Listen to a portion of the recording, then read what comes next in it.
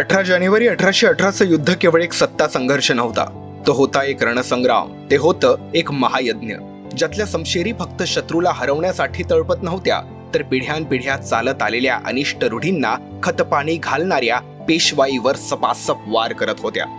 त्या रणांगणात केवळ दोन सैन्याच्या तुकड्या एकमेकांविरुद्ध लढत नव्हत्या, तर शोषक आणि शोषित वर्गात स्वतःच्या अस्तित्वाची झुंज करत होत्या.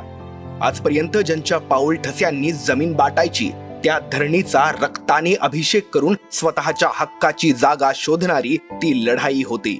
गळ्यात बांधलेलं मडकं फोडून कमरेचा झाडू सोडून हातात समशेरी आणि ढाली घेऊन प्रत्येक महार स्वाभिमानाने जगण्यासाठी आक्रोश करत रूढीच्या नरड्याचा घोट घेऊ पाहत होता. भीमा नदी उफाळून वाहू लागली एक आक्रोश. तिने पाहिला होता शंभू राजाचा हाल हाल केलेला शेवट, यातना, पीडा आणि शंभू राजांचा मृत्यू. ती साक्ष होती राजांना पकडून देणाऱ्या कपटाची. तलवारीचा प्रत्येक वार घाव करत होता शोषणावर, अपमानावर, दमन करणाऱ्या व्यवस्थेवर. त्या सायंकाळी फक्त सूर्य मावळत नव्हता, शोषणकर्ती मनूची व्यवस्था अस्तास चालली होती.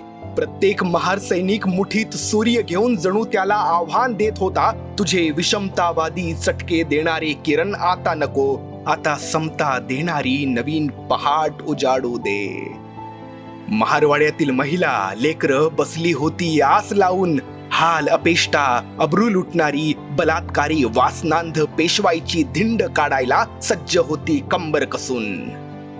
500 तुटपुंज महारांपुढे अफाट 28,000 पेशवे तलवारी खणानून गदा गदा हसता हसता ढसा ढसा रडायला लागली, मैदान सोडून पळायला लागली. सिंहासारखी डरकाळी फोडणारा सिद्धनाग महार रक्तबंबाळ शरीराने शेवटचा वार त्या पेशवाईच्या तख्तावरच करून थांबला.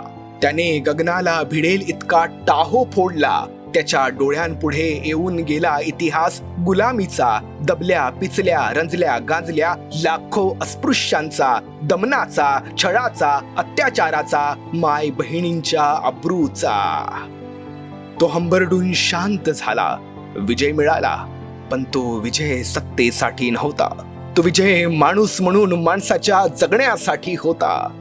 ज्यांच्या शौर्य, पराक्रम आणि प्रतिशोधाने परिवर्तनाची नवी पहाट उगवली होती, त्या 500 महार सैनिकांना मानाचा जय भीम.